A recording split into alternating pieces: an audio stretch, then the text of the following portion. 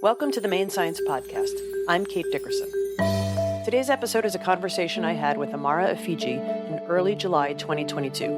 Amara found her passion for the outdoors at a young age, her love of science at a slightly older age, and at 20 has found a passion for what she hopes will be her life's work. One of the most interesting things about Amara's outlook is how important science and data is for her work, and how it's one piece of the whole puzzle.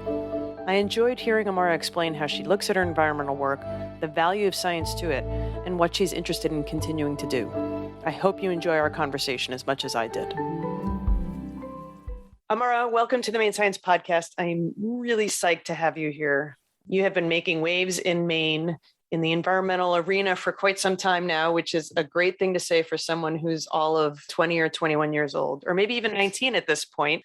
So before we get into what you're doing right now, maybe you could let me know how you found out about your love of science. And I just realized I didn't say what science that was. So by all means, let us know which part of science you're in love with. Thank you so much for having me, Kate. I'm super excited to share about my story today. I think my love of science really started with not really even knowing what science was, but just a deep curiosity for the natural world and the environment in particular. I grew up in Hyattsville, Maryland. It's like 5 miles or so outside of DC. And I grew up in a really, really big and hectic home. We had 14 people in my house at one point. And so although I loved it, being so close with my family, sometimes I did need my quiet. And I found that under this really large oak tree in the back of my yard, and I felt the wind on my skin and the cicadas, I heard them around me. And I think my first kind of passions for the environment and the natural world, and I began to have more of a curiosity for the natural world around me and exploring it and uncovering some of the questions that I had. It wasn't actually until I was in high school that I was able to find what I was looking for, my own kind of self-discovered path for discovery. But I look back so fondly on my time in DC and really those moments under the oak tree as my first passions for the environment. So DC is pretty different than Bangor, Maine, which I happen to know is where you ended up and where you went to high school. How did you end up here? How did Maine get lucky enough to claim you? So I moved to Maine when I was 9 in 4th grade. And my mom, she's just the biggest role model in my life. And she's always stressed the importance of education and whatever capacity it might be, educating yourself about the world around you so that you can make an impact on this world. And so in practicing what she preached, my mother decided to go back to school. She wanted to live out her passion of being a pharmacist and making sure folks have access to the prescriptions and drugs and pharmaceuticals that they might need. And recognizing where I grew up was very, very expensive to go to school, we packed up the car and headed up to Maine. I think it was 2011. And after my mom was done with school, she got a job at the hospital, and we've kind of been here ever since and have been falling in love with the state ever more each day. Well, for someone who fell in love with wilderness and found solace in it, I would argue you can't find a better place, but there's probably some people in other states that might argue they have the same thing. I want to circle back to what you said about curiosity. I find that a lot of people I talk to, that is their gateway into whatever science. So I'm curious, do you think it was the connection with the oak tree and being outside that then opened you up to environmental science, and that idea, that was where your curiosity landed because of your surroundings? Or was there something else that kind of put you there? I think it was initially curiosity for the natural world. But when I began to become more aware of not just the environment as this outworldly, scientific phenomena, but more so as this really tangible thing that we are really rooted in, that we have a connection in, and also, unfortunately, is something that we have maybe pushed further past its limits. And so it continues to adversely impact people who already might be facing a number of social issues. I know for me, growing up in the area that I did, there is and continues to be some really bad air pollution in my area. asthma does not run in my family. All of a sudden, we come to the United States and cousins cannot breathe. And my mom, every single time we go back to Maryland, she has at least one asthma attack, and a number of members of my family. And I think that was also what led me to wonder, why exactly is this happening? I don't really think that it's particularly normal. So why is this occurring? And then really with that curiosity began looking into it more, like how does the environment impact individuals, disproportionately impact individuals? That's when I started to discover such as environmental racism, environmental harm. And I think that only further piqued my interest in being a part of solution generation, because coming from this community of environmental harm, hearing so much about it in the news, seeing the folks who are directly impacted, sharing my lived experiences who look like me, it was very, very compelling for me to say, hey, I already have a passion for the natural world. I think that there's so many things that folks can do, of course. And I feel as though my particular place is making sure folks recognize this disproportionate harm and maybe finding solutions to counter this harm as well. It's really interesting. So back a million years ago when I graduated from college and my master's work, then I went and did a bunch of environmental work, a bunch of cleanup, Superfund sites, the whole thing. And it was still very much isolated. There was not this idea that what was impacting the environment based on human cause, for example, these big, huge Superfund sites, the one I worked on the most actually happened to be an Army base, and the populations around it that were being impacted. And I think that that has been one of the largest changes in environmental sciences and environmental policy work in the last 30 years has been a recognition, much like everything else, is that we're all interconnected, right? And that we don't end up with these places that are polluted by happenstance.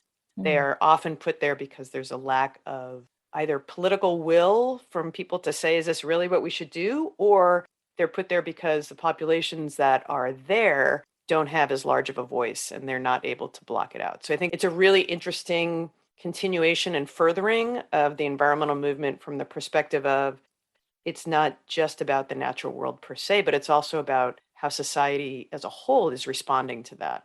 And what have we done to make it harder or worse? So there's my little soapbox for it. It's really fascinating to be old enough now to have seen the transition of that and people seeing that it's more than just, okay, we need to clean up the dirt. Like we need to look at the larger issues here. Much more than which that, yeah. Leads into your current role, besides just being a student at Northeastern, which is, heavy enough.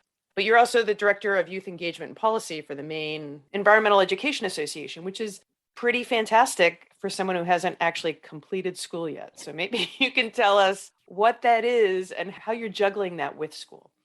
Yeah, I'm so grateful. I've actually been connected with Maine Environmental Education Association, or just MIA for sure. We're recognizing that it is a lengthy title. That. I've been connected with MIA since I was 16, and it has been so incredible. Like I can't really ever overstate how important it has been for me to connect with the Maine environmental change makers specifically. It's this network of over 400 youth across the state leading civic, social, and climate action.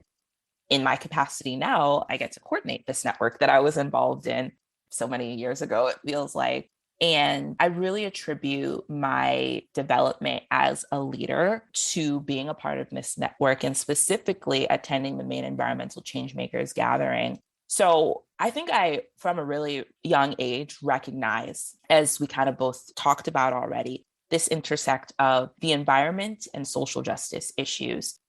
But I siloed myself a lot when it came to those areas of advocacy. On the environmental side of things, I did community science efforts at my high school, at a water quality management team of folks who we went out like every week through like February when it was horribly cold and sampled the Penobscot River at Watershed. Also did some environmental research as part of Bangor High STEM Academy. And I was specifically after hearing about Flint, Michigan, looking at how plants could help to remove heavy metal contaminants from water when they're combined with mycorrhizal fungi. And so I say in like the other realm of things, in my other area of advocacy, I did social justice efforts, specifically the Bangor High School and Bangor School Department tried to lead some efforts around making sure that there was a culturally inclusive school environment. And I never really let these areas intersect because I recognize now in hindsight that at 16 years old, I was very scared of this narrative of we don't actually need any kind of social justice advocacy in environmental spaces. I was scared that I would be, quote unquote, like racializing an issue that didn't need to be racialized and kind of discredit myself in a sense. And so I let these two areas be on their own for a good part of my high school career. And then it wasn't until I attended the Maine Environmental Changemakers gathering and heard from Vic Barrett. They're one of the 21 youth on the Juliana versus the United States government case, suing the US for knowingly putting youth in harm's way because of really lax environmental protection laws. And I heard from Vic and I was just so inspired. Like, this is what I want to do. I want to make sure that I can intersect these two areas of interest of mine. And I was so inspired. And from that day, I recognized that not only should I make sure that I marry my passions, but it's so needed in this space to ensure that not only are these issues being addressed in an intersectional way, but also that the voices from these communities that are facing harm are centered in the issue itself. And so after that, I had a lot of time on my hands in the spring of 2020. So I applied for a fellowship with MIA. I was awarded that fellowship and really found my area to be in environmental education advocacy. After my fellowship, I was hired and I said, okay, this is going to be really interesting. Going to Boston for the first time in January of 2021.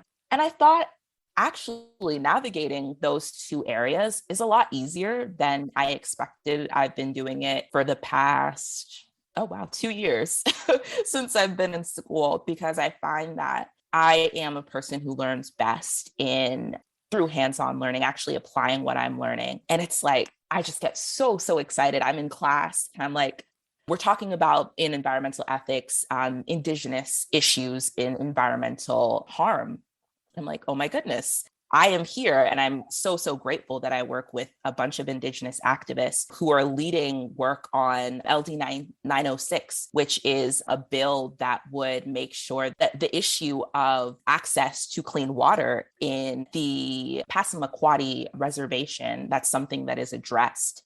And so I'm here and I get to talk about that. And then I also learn about environmental justice spaces and I get to bring that into my work. So I'm having so much fun, I'd really say, being a student and having the opportunity within academia to also have this role where I can continue to apply my knowledge and vice versa.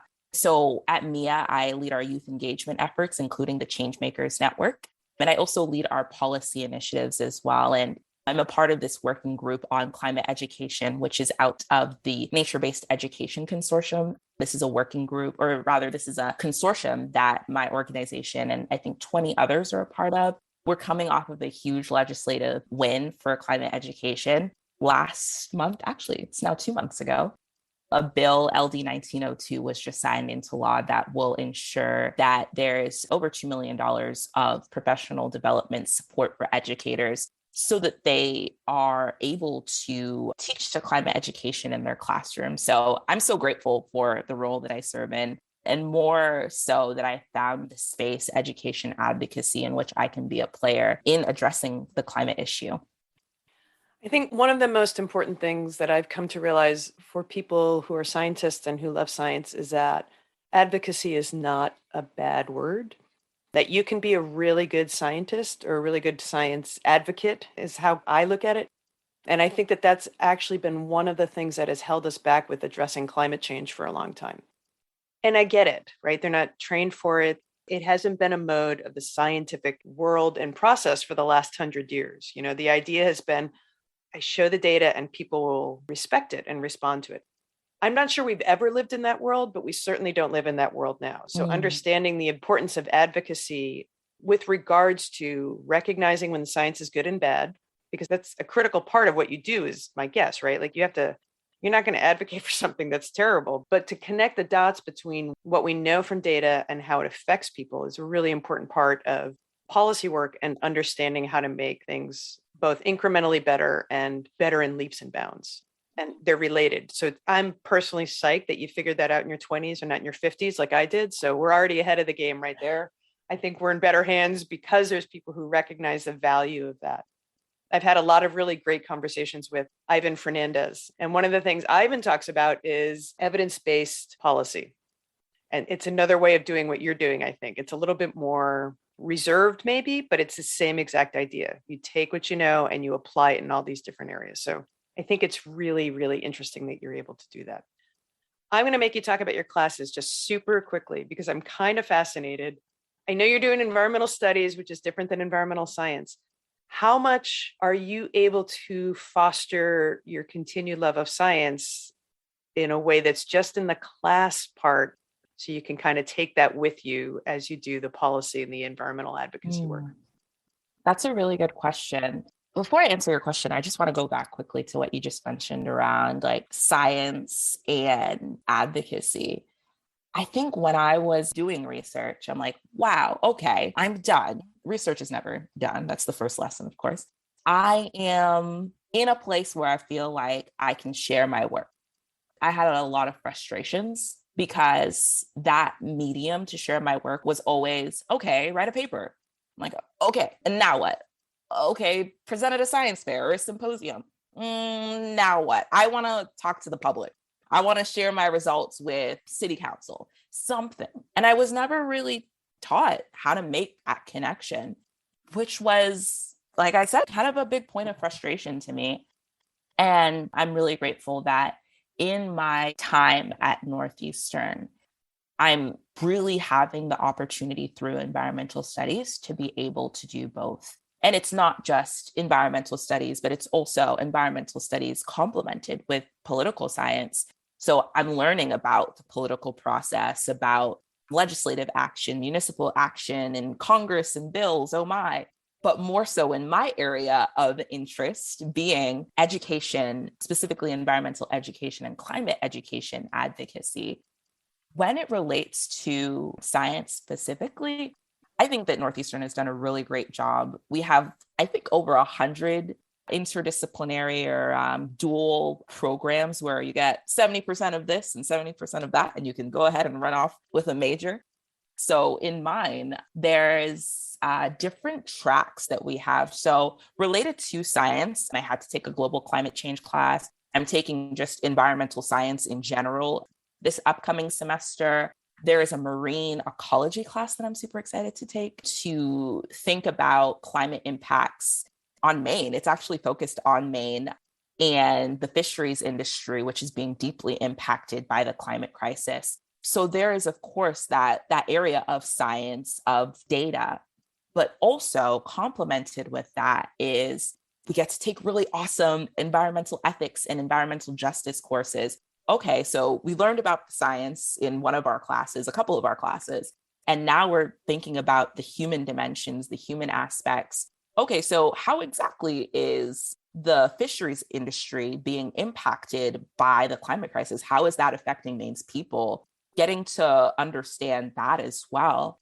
And then we have some classes in advocacy in general. So there's some public speaking classes, actually. There's the political process and classes of that nature. I'm actually taking a law and society class right now, thinking about the legal aspects of these social issues and analyzing that. And so I'm so grateful that I've kind of like self-coined this term to be like the 3 pillars of organizing work. And I'll dive into that a little bit. So the first pillar that I'll describe is research and science and data. And that is something that, of course, people advocate around. If you find data that's impacting your community, that's something you want to advocate around. The next pillar is community-based organizing. So how exactly do you make your campaign around the data that you found be something that the community is also involved in, that is at the grassroots level? And then the last pillar is policy. So whether it's at the municipal level, at the state level, or at the federal level, how do you make it so that, again, your data, which is backed by the community, can now turn into policy that makes sure that that issue is resolved? So I'm getting just like the perfect mix of this in my courses. And I'm grateful that I have a mix of this in the work that I do at MIA. And I'm so grateful as well that I've been exposed to all three of these pillars of organizing, because I recognize that if one is taken away, it's like a stool with three legs. If one is taken away, your structure is surely to fall. You cannot just have this like stop at the science mentality where continue to go to symposiums and do papers, but not actually have your findings inform policy and not get the community on board. And you can say that for any of the three pillars of organizing. So in this work, I'm so grateful that I've been exposed to this model of making social change that I hope to continue on in the rest of my career. Out of those three pillars, do you have one that you like more than the other? That's not fair. Do you have one that you are drawn to sometimes more than the other, or does it depend kind of on the topic? I didn't actually have the most opportunities to do like policy work. And I think that's the one I'm at this moment in time, like I have the most interest in. I've never done any legislative work beyond this past session, and that was such a gratifying and fulfilling experience. But I'd also say that within that those three pillars were present in the campaign for LD 1902, our climate education bill. So we had a climate education summit that I coordinated as part of my role last June. And that really was the research side of things. We were asking 200 folks, cross-sector educators, youth, community partners, to come together and think about what they imagine climate education in Maine could look like. And we actually had a separate policy track. So what could a bill look like in the legislature? There's also the census for environmental-based learning that was conducted in 2019. Another census is currently being conducted. And climate education was the number one thing requested by educators that they need professional support on. So that was the research side of LD 1902. The grassroots side of it was that in the campaign, it was primarily a youth-led effort. Our working group is an intergenerational space. We have 2 high school co-chairs. I would say like 60 to 70% youth in that space. We also had a youth day of action where we had 100 youth come to the State House to tell their elected officials, hey, this is something we want. This is something we need. And so when it actually came to speaking to legislators about LD 1902 and why they should invest in this effort, we were able to say that. We did the research, we had grassroots, we had the community support, and that is really why this bill ought to be passed, which it was.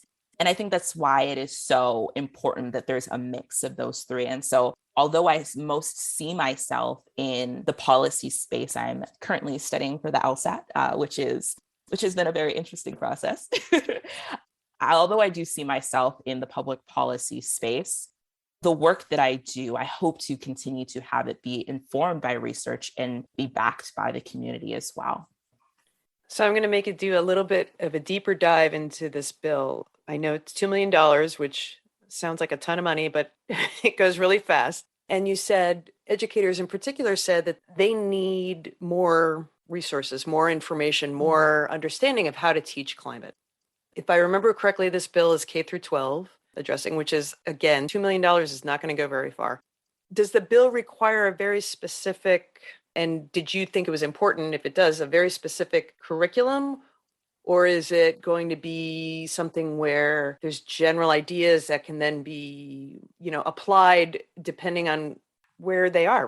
You mentioned fisheries. The climate crisis is affecting the coastline in a very different way than it is affecting the forests. And I know many people think of Maine and think of the coastline, but that is a sliver of what we have in our state and what's being affected by climate change. So I'm curious if within your campaign of this, you all thought of, okay, when we get this passed, because that's of course how you're going to think about it. When we get this passed, what's the next step? to make it successful so we can go to the next step after that? So a little bit of a more deeper dive into the bill itself. Appropriations Subcommittee and the later, they allotted $2.1 million of funding. So that like $0.1 million, $100,000 will go to fund a position at the Department of Education. And so they're going to be the agency that is going to be in charge of actually distributing these grant funds. This is a 3-year pilot program. So really grateful for that being 3 years, because there's only so much that one can do in a year. And this money is really going to go directly to schools and school districts. We're hoping in particular that educators themselves will actually be the ones who are applying for these funds, because they're the ones who connect with youth. They're the ones who know the resources that they need. So it makes sense that they're the ones who apply for this funding. Around specific curriculum, at the Climate Education Summit, it was very, very clear that folks did not want any kind of mandate. And that makes sense because Maine adopted the next generation science standards. Climate education is already in those standards. So we're not trying to make a mandate because climate education is already in our state's science curriculum that was adopted. What this bill we really wanted to focus on was not just climate science education, but climate justice education that is place-based as well. So what a teacher proposes that they want to do with their grant funds who is in Damariscotta will likely be very different than an educator who is based in Norway, Maine, because we wanted these funds to be distributed in a way that educators have flexibility in what they want to do. That maybe it's also something that is informed by the students. There's maybe an eco team that's part of a larger class. Maybe it's like an environmental science class. And what they really want to do is a 1-year study into the Kennebec River. And that is what they want to do with their funds. Maybe it's something that's co-created with their educator. We're really wanting to see that because in that this is also impacting youth, we want youth to have a say in what these funds are used for. And so that is really the structure of this bill and what it will fund, really seeking to fund educators in their communities, doing place-based initiatives with community partners as well to introduce climate education, climate justice education into their classrooms. We actually just had a workshop as a group last week, and we had someone at the Department of Education come and they expressed in the ways that the working group can be supportive, whether that's through thinking about selection criteria, thinking about maybe doing some office hours, realizing that some schools have grant writers, other schools do not. So it's really important that, of course, equity is applied, that us as a working group, we can think about ways that we can ensure there's equitable access to different resources that will help in terms of actually seeking these funds. So super excited for this effort. I think the RFP will go out sometime later this summer, early into the school year. And actually the department is looking to hire somebody later this summer as well. So the RFP is a request for proposal for that position? I think it's for the position as well. And then I think the RFP for the actual grant funds, hopefully will go out later this summer. It's hard because it's hiring someone on top of. You do not have to. I get it. I just want to make sure our audience understands that. So I'm going to totally put you on the spot here. Feel free to say, no way, Kate, I'm not talking about this, but let's pretend for a minute that you are back in high school and this program opens up. What does your project look like that you would have liked to have been able to pitch and fund, knowing what you know now, but being 16 years old? Ooh. There's a lot of caveats in there. That is a great question. I was the president of our school stormwater management and research team, and I would totally pitch the stormwater management and research team. The program was actually a National Science Foundation funded program my sophomore year of high school, brought in, I want to say 60 youth participants, students from all across the country, I think 10 different states, to the University of Maine in Orono, and did a week-long program about stormwater management. And it was really, really awesome. The next year, things shifted a little bit, a lot of it actually, where it was educators that were brought in. which of course makes sense. Educators are conduits for their students when it comes to this type of learning. And then the third year, I recognize this to be a huge disservice to many students. And the way that I thought I could make impact was, of course, continuing on the research team that started after the initial program happened at the University of Maine, but also taking on an effort of actually organizing a summer institute. It was the summer before my senior year of high school. So with that, I learned a lot and actually did end up applying for some funding and was awarded some funding to buy some sensors and to cover transportation and things of that sort. But if I knew, and if this was an opportunity, the Department of Education has put out an RFP for similar programs, I would say, hey, to my amazing, amazing mentor at Bangor High School, Dr. Barbara Stewart, let us sign up for this one. Let's do this one. Let's see if we can get these funds and do the same thing over again, but with the hope that the funding could also support not just this one summer institute at Bangor High School, but maybe a regional effort with students from Brewer and Hamden and Herman and other areas as well. And then maybe at the end of the year, after all the data has been gathered and folks have done their projects, that there can be kind of like a report out night where the students from the greater Bangor area are able to convene and share about what they found to be some of the data that they gathered. I think that's the project I would have proposed if this opportunity was around in my time in high school. So maybe this will give Barbara and her current students some inspiration on what they can do. We can let her know. You mentioned that you're studying for the LSATs, so clearly you're not done with school, that you're interested in law school. Do you think you're going to continue with the caveat? Well, you know, I've got a daughter your age, so I know that it's not fair to ask, what are you going to do with the rest of your life? Because I'm certainly not doing what I studied for in college. And I have no regrets about it. I'm loving what I'm doing. But do you think you're going to continue kind of down the policy path and understanding the ways in which policy can make, like I said before, incremental change, which is vitally important, but every now and then you get a grand slam and you get to make extraordinary change. And, you know, one of my little known secrets, I actually have a degree in policy. My master's degree is environmental management and policy. And I don't know why I have no patience for things. And if there's one thing I've learned about policy, it's that it requires a lot of patience, which is super important, right? And I'm a deeply impatient person. So, but I keep getting drawn back into these programs and these projects that require a lot of patience. So I'm curious if that's where you think you're going to go with this. Yeah, I'm really hoping to be a player in like the public policy space. I think about the climate crisis. It's like a very daunting issue. It's this existential crisis.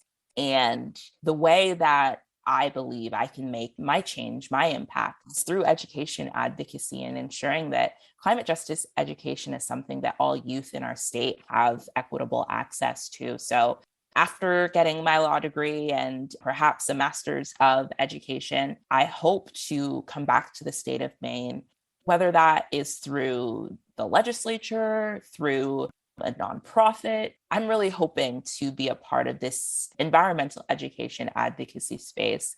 My experience in the legislature, it's been a really positive one. It happened really quickly. It usually takes so much longer. We are part of this national affiliate network of environmental education associations, NAAEE, which is the North American Environmental Education Association. And there is this bill that has been circulating in Congress for 12 to 14 years. So this stuff is slow, but I think that it was really promising for me for this first effort to be one that was quick, that one was fast, and one that was something that was passed. And so I'm hoping to use this momentum to continue to be a player in this space. I think one of the best things about Maine, well, there's many best things about Maine, but one of the best things about Maine is that you're never too far removed from people who are either super knowledgeable about something or are decision makers.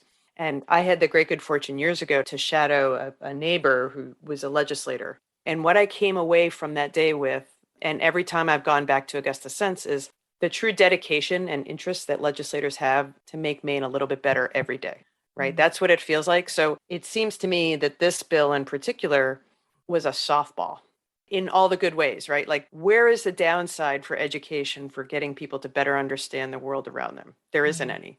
So I think by you relying and framing it out as 3 pillars, it helps make it easier to say, well, of course we should do that. And then it just becomes a question of funding, right? What can we afford? What can we not afford? And I did want to say, I think the pilot project is a really good way to go because it gives you an opportunity to see what works and what doesn't. And I think one of the most valuable things we can learn, especially in the environmental field with respect to community engagement, is what works, but more importantly, what doesn't. So that you don't spend your time on projects that 10 years down the road don't do anything. So a super, super smart way to approach that. Amara, this has just been fantastic. I don't have anything else to ask you right now. I'm sure as soon as we stop talking, I'll go and do a run or something and say, oh, why didn't I ask her about that? I will say I'm deeply grateful for your time, but most importantly for your enthusiasm. The amount of gratefulness that you exude, not just because you've said it, but by just watching you talk about what you're doing is super inspiring. And I cannot wait to see how often our paths cross and how many different ways with these smaller and larger projects you're going to impact the world. Thank you so much. I, again, really appreciate this opportunity to share my story, Kate, and to have this conversation with you as well. Yeah, I'm like totally cheesing right now because it's just really awesome to say that at 20 years old, I have found what I want to do. And I'm so grateful that I can share that passion of mine with this audience. It's great. We are all better off because of it. So thank you. Thanks for listening to the Maine Science Podcast. Make sure you never miss an episode by subscribing on your podcast platform of choice. And please leave a rating and review. It will help more people find us and help spread the word about some of the remarkable people doing science in Maine. The Maine Science Podcast is recorded at Discovery Studios at the Maine Discovery Museum in Bangor, Maine. The Maine Science Podcast is hosted by me, Kate Dickerson. This episode was edited and produced by Scott Loiselle. We received financial support from Central Maine Power, production support from Miranda Bouchard, and social media support from Next Media. The Discover Maine theme was composed and performed by Nick Parker.